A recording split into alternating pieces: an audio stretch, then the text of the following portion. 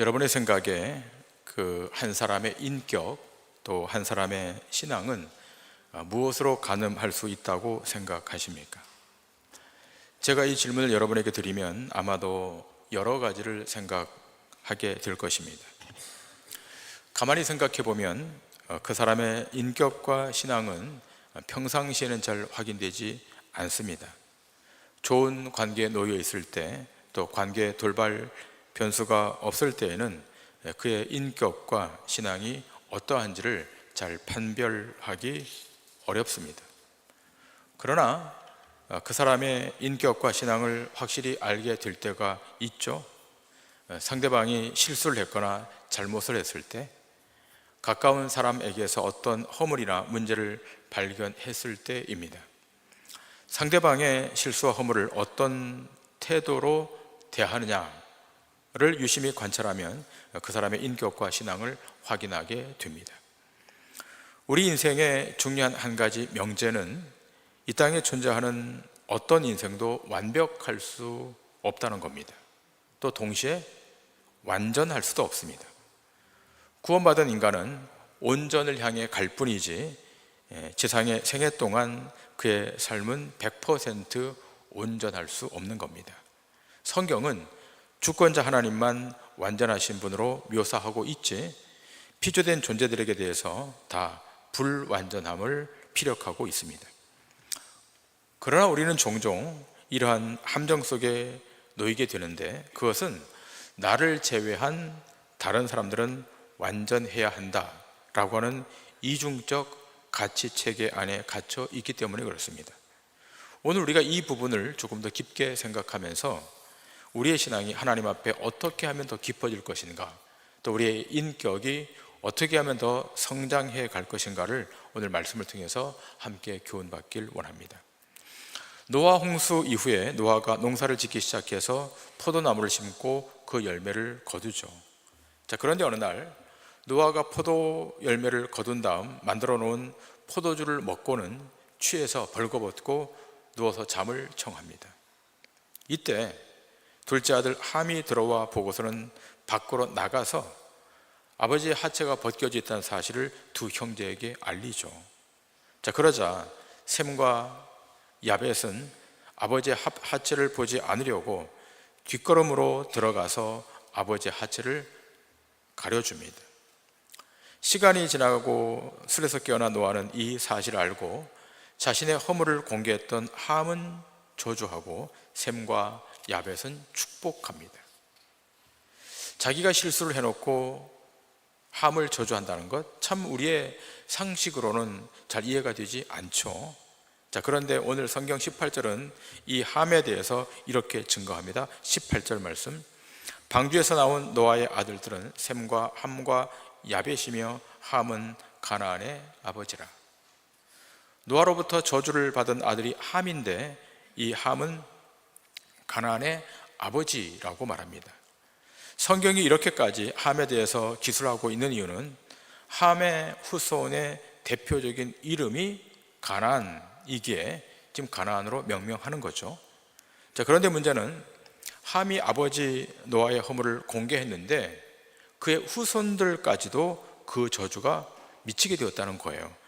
창세기 9장 25절, 이에 이르되 가나안은 저주를 받아 그의 형제의 종들의 종이 되기를 원하노라 하고. 가나안, 즉 함의 후손은 형제의 종들의 종이 되기를 원한다. 강력한 저주의 선포죠. 그냥 형제의 종이 아니라 종들의 종이라고 말해요. 굉장히 비참한 형국에 처하도록 저주를 퍼붓고 있는 겁니다. 반면에 셈과 야벳은 아버지의 하체를 가려주는데 어떤 복을 받는가? 성경에 보니까 셈의 하나님을 찬양하라. 누구의 하나님? 셈의 하나님을 찬양하라고 성경에 기술되어 있거든요. 셈을 통해서 하나님이 찬양을 받으시겠다. 그리고 막내 야벳은 아주 창대케 되는 축복을 받게 됩니다. 그러면 아버지의 실수를 덮어준 것은 이렇게 큰 복을 받고, 아버지의 수치를 덮어주지 아니하는 자는 이렇게 저주를 받았다. 이 맥락을 가지고 효도하면 복받고 효도하지 못하면 복받지 못한다.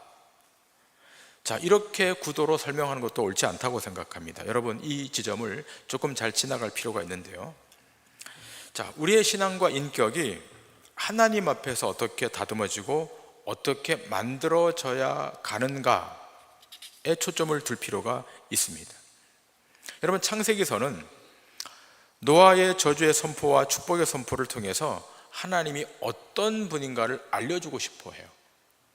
자, 노아가 지금 한쪽은 저주하고 한쪽은 축복을 선포했는데, 이것은 단순히 노아의 저주, 노아의 축복, 이 구도를 떠나서 하나님이 어떤 분인가를 우리에게 알려주고 싶어 한다는 거예요. 하나님은 어떻게 세상 안에 놓여 있는 체계와 사상에 대해서 다루어 가시는가를 명시하고 싶어 하는 겁니다.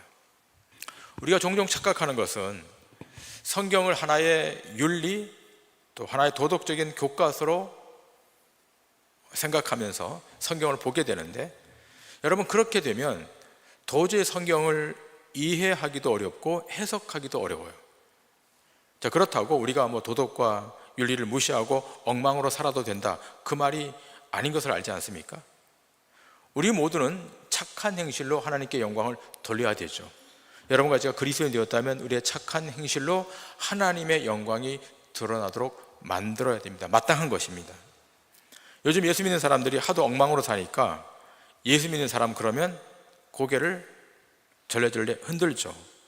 그 이유가 뭘까요? 예수를 믿는데 잘 따지고 잘 말하고 더 악착같이 이익을 취하려고 그러고, 그렇기 때문이라도 우리 그리스도인들은 더 정직하게 올바르게 바르게 살아야 되죠. 그리고 세상 사람들에게 저 영원한 하나님의 나라가 있다고 그 사실을 알려주는 방법이 뭘까요?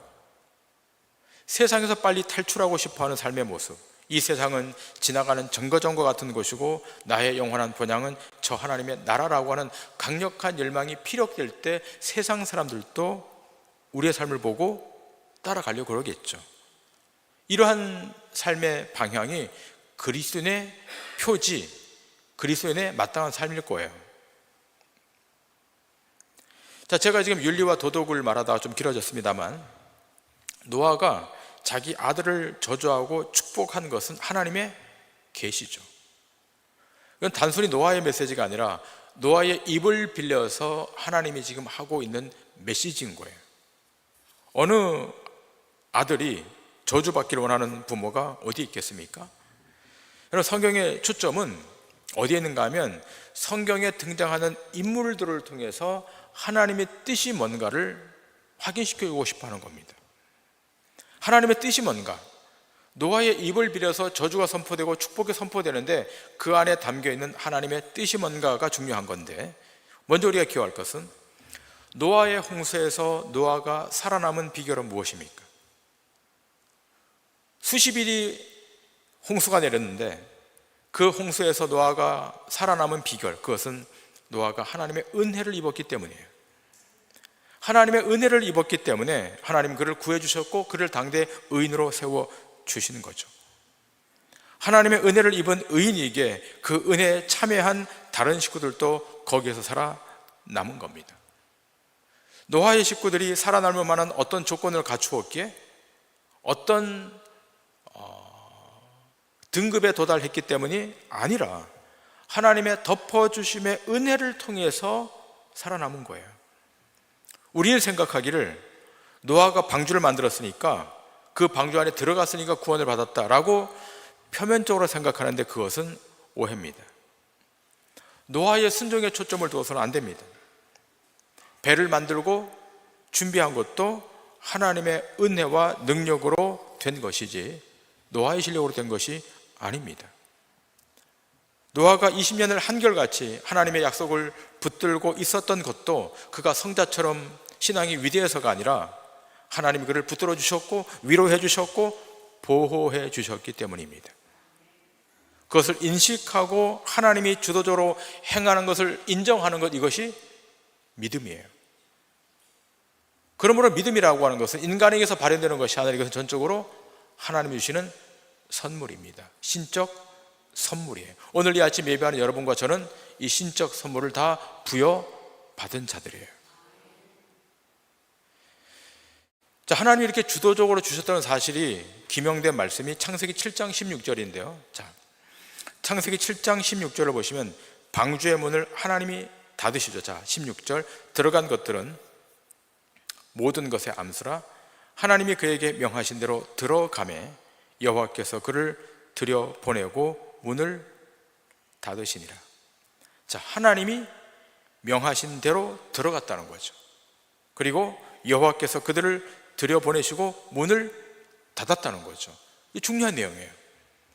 방주가 지어졌으니까 노아가 자기 스스로 들어가서 문을 닫고 그 방주 안에 있었다? 그게 아니라 오늘 본문에 보니까 하나님이 그에게 명하신 대로 들어가매 여호와께서 그를 들여보내시고 문을 닫았다는 거예요. 하나님이 그를 들여보내셨고 하나님이 노아의 방주의 문을 닫으시는 거죠. 노아가 한 게 아니잖아요. 그 방주 안에 들어가게 한 것 하나님이시고 방주의 문을 닫은 것도 하나님이세요. 그래서 노아의 방주의 특징이 뭡니까? 안에는 문고리가 없다는 거잖아요. 밖에만 문고리가 있는 거예요. 안에 문고리가 없으니까 밖에서 닫아주지 않으면 안에서 닫을 수가 없는 거잖아요. 결국 하나님의 보호하심, 하나님의 인도하심, 하나님의 주도하심으로 말미암아 이 구원이 시작되고 완성된 거죠. 그러면 하나님이 왜 이렇게 구원을 주시는 거죠? 은혜 때문이에요. 하나님이 노아에게 은혜를 베풀어 주시는 거예요. 일방적으로 은혜를 주시는 거죠. 오늘 이 아침 여러분과 저에게도 하나님의 은혜가 와 있죠. 받을 만한 조건이 있어서가 아니라 일방적으로 베푸시는 은총의 자리 앞에 와 있는 거죠.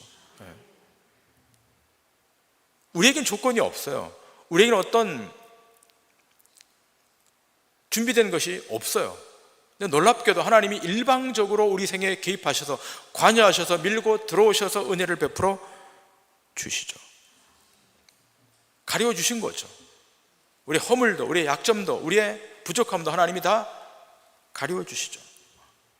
성경에 보면 가장 먼저 가림을 받은 자가 누구죠? 아담과 하와죠.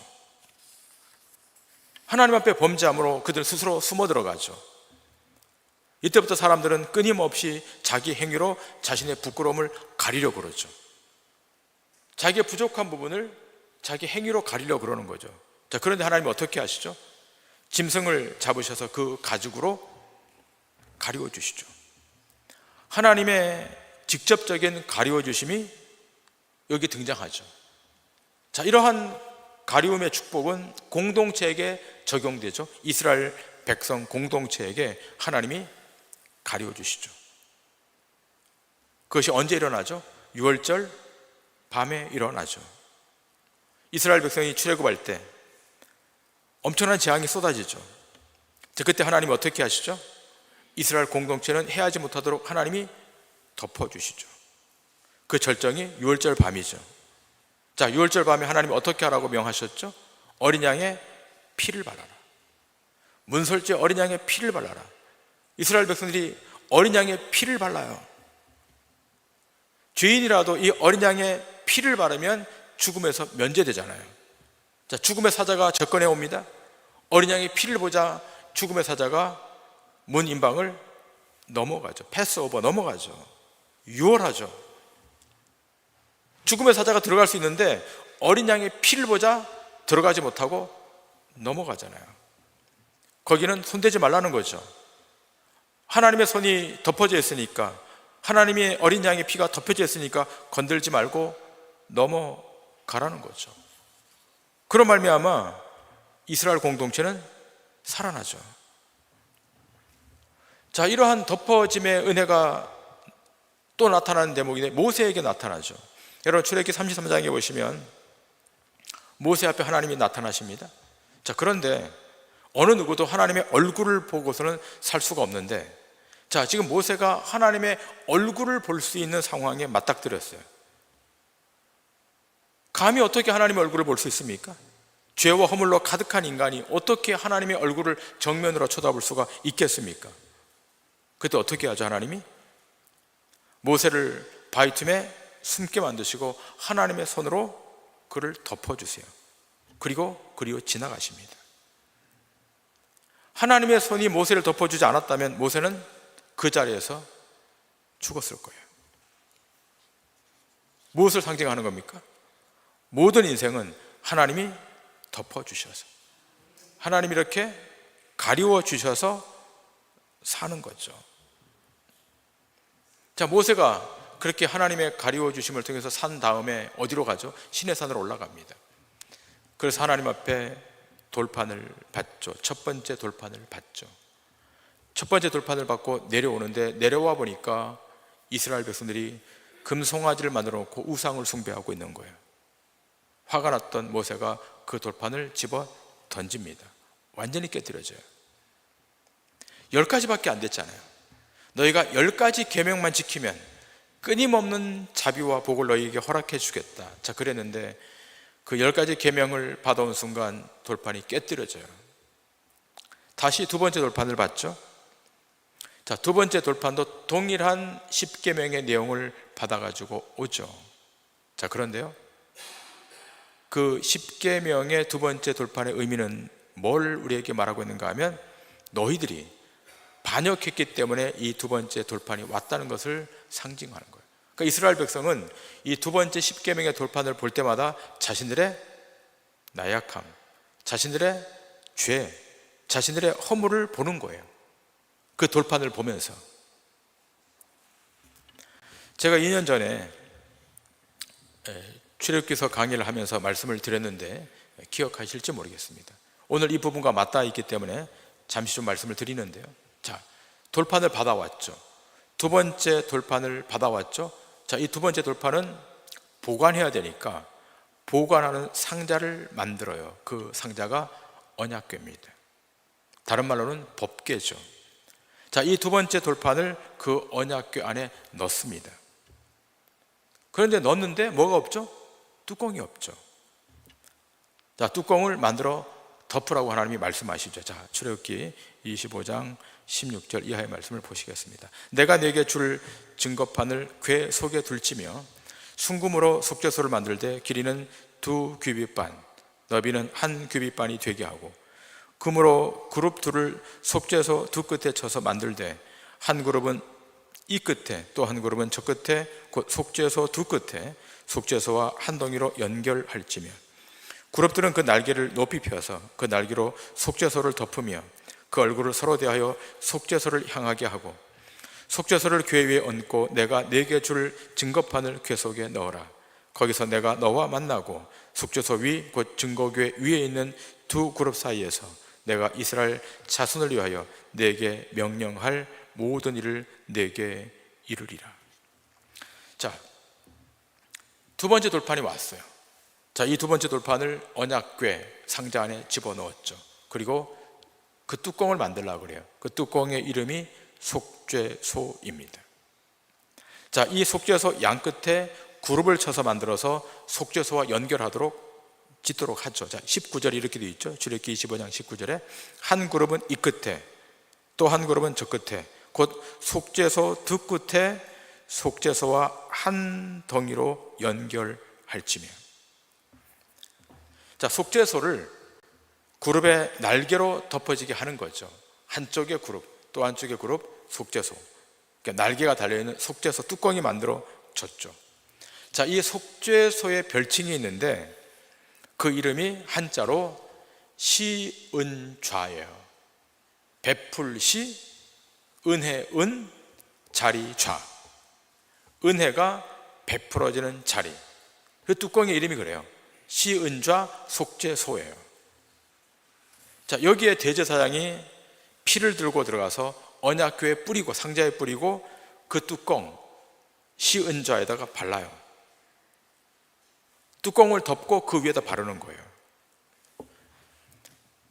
뚜껑이 없어도 되는데 왜 하나님 뚜껑을 만들려고 그랬을까요?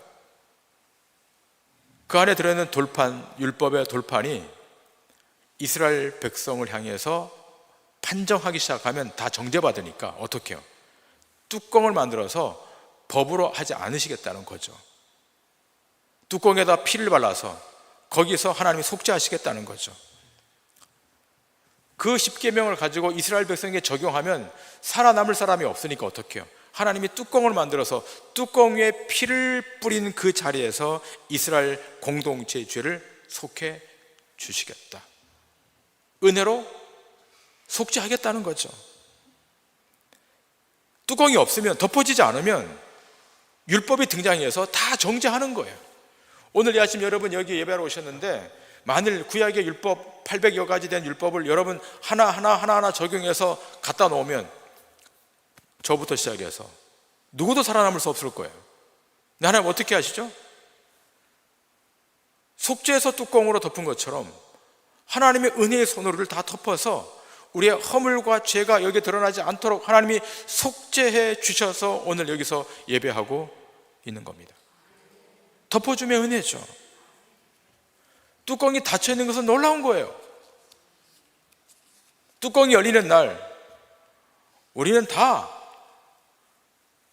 심판받고 다 정죄받아서 어떻게 할 수가 없는 거예요. 놀랍게도 뚜껑을 만들어서 그 위에 어린 양의 피를 발라서 율법 우리를 재단한 거로 정죄하지 못하도록 우리의 죄를 은혜로 속죄해 준 이 놀라운 사건, 우리 신약시대에 살고 있기 때문에 누구의 은혜죠? 예수 그리스도의 은혜로 다 속함을 받고 여기 와서 예배하고 있는 것, 이것이 우리 인생의 가장 큰 축복인 줄 믿습니다. 때문에 우리가 교회 공동체 앞에 나올 때마다 우리의 입술에 어떤 고백이 있어야 되는가 하면 나는 날마다 죽노라 라고는 고백이 있어야 돼요. 이 고백이 있을 때 하나님은 자신의 은혜로 우리를 덮으시고 가리워 주셔서 하나님의 백성들이 실족하지 않도록 우리를 붙들어 주시는 거죠. 제가 말씀을 준비하면서 제가 존경하는 로이드 존스 목사님의 메시지를 좀 찾았어요. 로이드 존스 목사님이 로마서 설교에서 이렇게 증거합니다. 제가 좀 그 텍스트를 좀 인용해 왔는데요. 오늘날 그리스도인에게 복음의 능력이 없어진 이유는 자신이 얼마만큼 죄인인지를 말씀을 통해서 확인하지 않기 때문이다. 자신의 허물과 죄를 어떻게 그리스도가 담당했는가를 직시하지 않으면 그 인생은 깊은 절망에서 나올 수 없다. 공동체 안에는 이 죄인을 긍휼히 여기소서, 나의 죄를 가리워 주소서, 덮어 주소서라고 하는 죄에 대한 고백이 넘쳐나야 하며 그것을 인정하는 신자들이 많아야 한다. 어떻게 멋진 업적을 이루어 놓았다고 자랑하기 바쁜 곳에서 어찌 덮어줌의 위력이 나타나겠는가? 주님의 덮어주심이 있는 교회가 살아있는 교회이다. 동의합니다. 덮어줌의 은혜와 능력이 있는 교회, 하나님이 덮어주시는 교회, 그 덮어주심의 은총 안에 자신의 유약함을 고백할 수 있는 성도들, 그 교회와 성도는 하나님이 지키십니다. 어떻게 교회가 유지되죠? 어떻게 우리 공동체가 존속되죠? 하나님의 은혜로 존속되는 거예요. 시편 32편 1절과 2절에 이 속죄의 은총을 받은 시인은 이렇게 노래하죠. 우리 다 같이 큰 소리로 시편 32편 1절과 2절 읽겠습니다. 시작.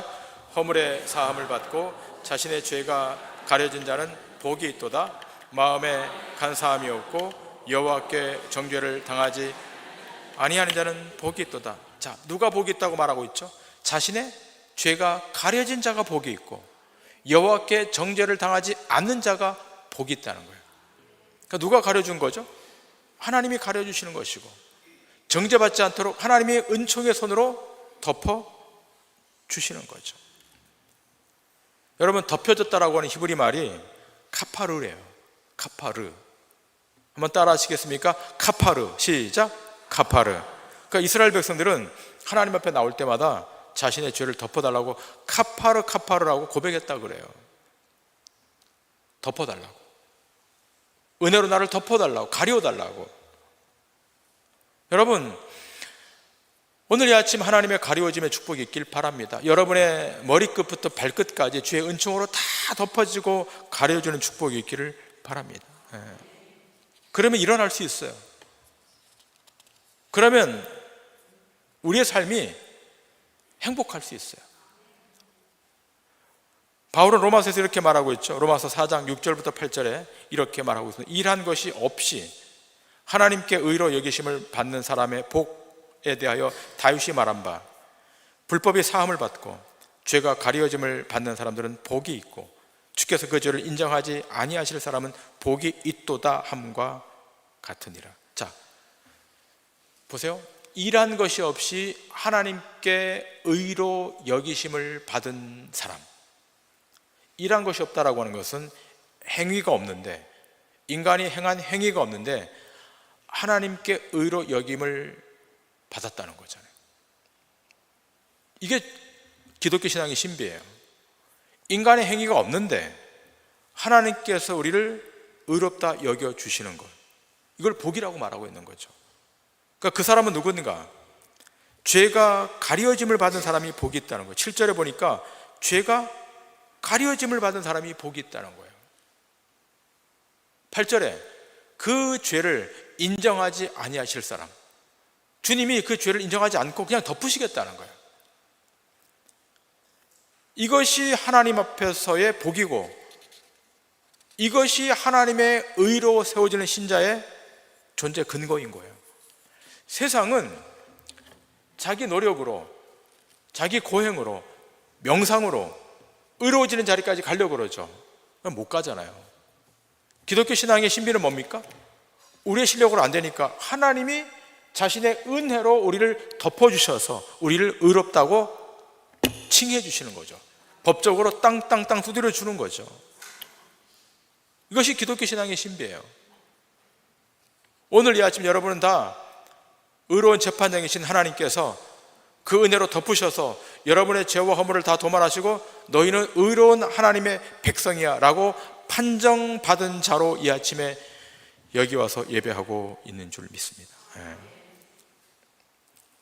자, 이렇게 가려움의 복을 받았다면 우리 삶은 달라져야 돼요. 좀 손해를 당해도, 조금 불이익을 당해도 그냥 허허하고 넘어가실 수 있으셔야 돼요. 다 가리움의 복을 받고 다 덮어짐의 은총을 받았는데 끊임없이 따지고 끊임없이 반발하고 끊임없이 손해 안 보려고 하는 이 태도를 바꾸셔야 돼요. 우리 마지막 날 백보자 심판대 앞에 다 서지 않겠습니까? 자, 그럴 때 우리가 어떻게 해야 구원을 입고 저 영원한 생명의 나라에 들어갈 수 있겠습니까? 요한계시록 16장 16절 17절 이렇게 말하고 있죠. 산들과 바위에게 말하되 우리 위에 떨어져 보호자에 앉으신 이의 얼굴에서와 그 어린 양의 진노에서 우리를 가리라. 그들의 진노의 큰 날이 이르렀으니 누가 능히 서리요 하더라. 자, 어린 양의 진노에서 우리를 가린다는 거예요. 가려줌으로 백보자 심판대 앞에서 심판을 면하고 영원한 생명의 나라로 들어가는 거죠. 요한계시록 7장 14절 이하 이렇게 말하고 있죠. 내가 말하기를 내 주여 당신이 아시나이다 하니 그가 나에게 이르되 이는 큰 환난에서 나오는 자들인데 어린 양의 피에 그 옷을 씻어 희게 하였느니라. 그러므로 그들이 하나님의 보좌 앞에 있고 또 그의 성전에서 밤낮 하나님을 섬김에 보좌에 앉으신 이가 그들 위에 장막을 치시리니 그들이 다시는 줄이지도 아니하며 목마르지도 아니하고 해나 아무 뜨거운 기온에 상하지도 아니하리니 이는 보좌 가운데 계신 어린 양이 그들의 목자가 되사 생명수 샘으로 인도하시고 하나님께서 그들의 눈에서 모든 눈물을 씻어 주실 것임이라. 아멘. 하나님의 백성들이 생명의 샘으로 인도되고 그들의 눈에서 흐르는 눈물을 씻어주고 저 영원한 하나님의 나라로 들어가게 하시는데 그 전에 어떤 일이 있었다고요? 그들 위해 은혜의 장막을 치시겠다는 거예요. 우리 가운데 단 한 명도 이 하나님의 은혜의 장막 안에 거하지 않은 사람이 없어요. 동도중앙교라고 하는 이 은혜의 장막 안에 여러분 들어오신 것은 놀라운 신비입니다. 이 은혜의 장막, 은혜의 처소 안으로 들어와서 하나님이 공급하시는 그 은혜로 말미암아 우리의 영혼도 살고 우리의 육체도 살고 우리 인생이 소생하게 되는 줄 믿습니다. 은혜 없이는 안 되는 인생들이에요. 여러분의 의, 여러분의 관록, 여러분의 경험치 의미가 없어요. 은혜로 덮어져야 되고, 은혜로 충만해야 되고, 은혜로 우리의 삶이 경주되어야 될 줄 믿습니다. 여러분의 남은 생애가 그 은혜 속에 풍성히 거하여 승리하는 믿음의 권속들 다 되시기를 주님 이름으로 간절히 축원합니다.